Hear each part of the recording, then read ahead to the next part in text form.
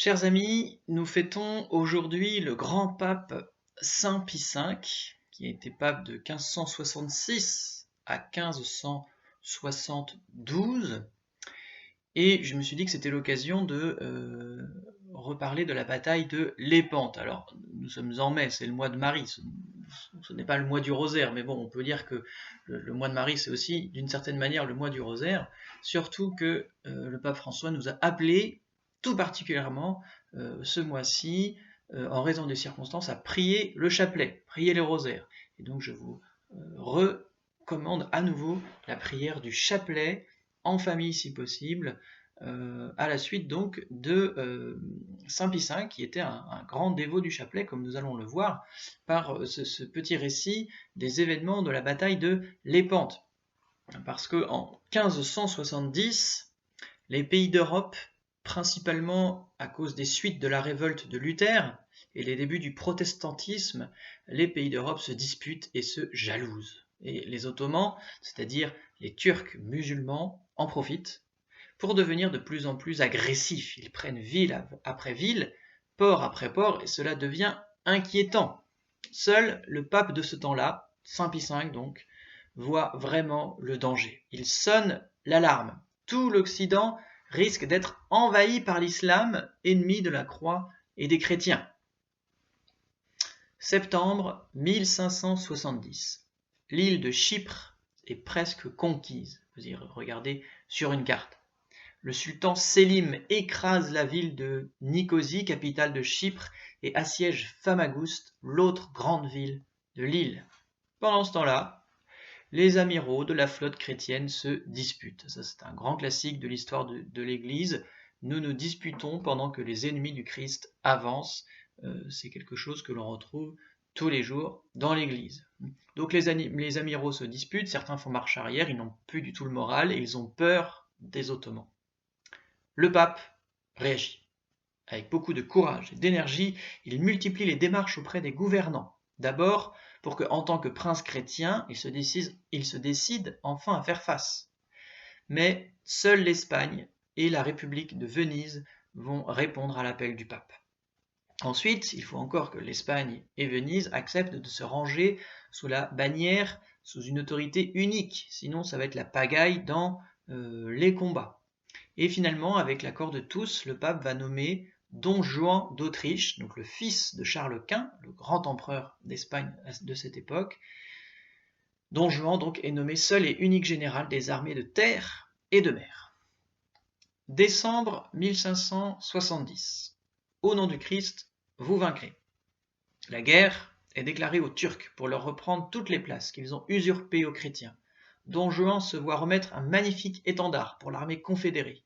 D'un côté, notre Seigneur en croix, de l'autre, les armes de l'Église entre les armes du roi d'Espagne et celles de Venise, les deux nations coalisées. Allez, lui dit le pape, allez, au nom du Christ, combattre son ennemi, vous vaincrez.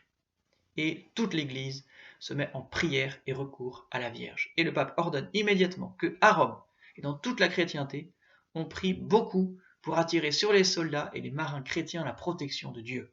Dans tout le monde chrétien, les confréries du rosaire sont mobilisées pour supplier le ciel.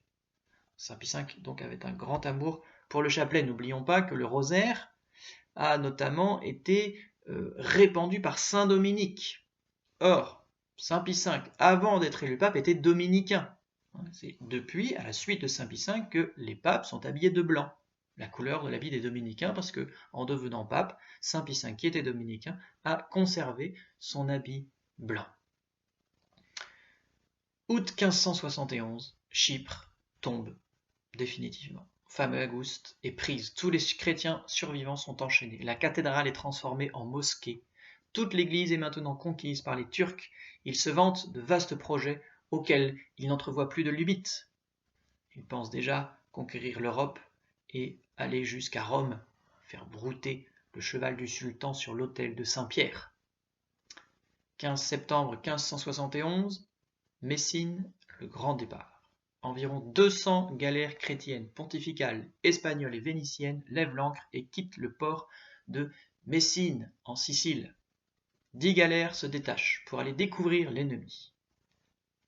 7 octobre 1571, dans le golfe de Lépante. Dès le matin, c'est le contact. Don Juan arbore l'étendard donné par le Saint-Père. Les Turcs sont surpris, mais ils ont 300 galères, les chrétiens 200. Ils sont donc sûrs de gagner. Premier boulet de canon, fumée partout, gigantesque mêlée. Erreur de manœuvre pour une partie des galères turques qui se voient coincées par les galères vénitiennes. Le moral des Turcs commence à faiblir. À l'abordage. Don Juan a alors une idée géniale, il va faire libérer les galériens enchaînés sur ses propres galères. Aidés à leur poste de rameur et ivres de joie, les galériens vont se précipiter sur les galères ennemies pour aider les soldats à massacrer les Turcs.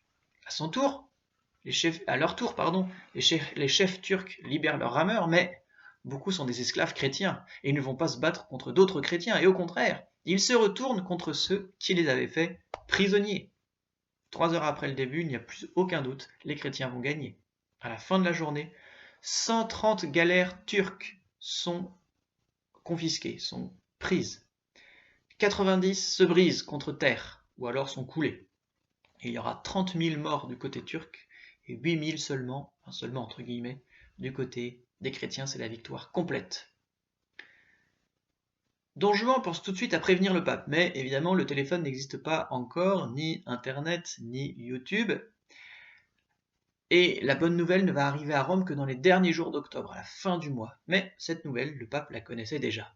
Le 7 octobre, le jour de la bataille, à 5 heures de l'après-midi, absorbé par une réunion importante, il s'arrête tout à coup, impose silence à ceux qui sont là, se lève brusquement, se dirige vers la fenêtre, l'ouvre, et il demeure quelques minutes dans une profonde contemplation. Son visage, son attitude décèlent une profonde émotion. Puis il se retourne et dans un grand mouvement de joie, il s'écrie « Courez rendre grâce à Dieu, notre armée remporte la victoire !» Saint Pie V pense tout de suite à remercier le ciel et à mettre en valeur le mérite et la puissance de la prière à Dieu et à Notre-Dame. Et pour célébrer à perpétuité l'assistance spéciale de Marie, il ajoute aux litanies de la Sainte Vierge l'invocation « Secours des chrétiens, priez pour nous ». Il institue pour le 7 octobre la fête de Notre-Dame de la Victoire. Et son successeur, le pape Grégoire XIII, la transformera en fête du Saint-Rosaire. Elle sera étendue à toute l'Église par le pape Clément XI à la suite d'une autre extraordinaire intervention de Notre-Dame pour la délivrance de Vienne en 1716, Vienne qui était encore une fois menacée par les musulmans. Alors, en ce mois de mai, en cette fête de Saint Pie V, prions avec ferveur le chapelet pour notre Église, pour notre patrie, pour chacun d'entre nous, pour être délivrés de cette épidémie et que nous puissions nous réunir le plus vite possible dans nos églises pour le saint sacrifice de la messe. À bientôt!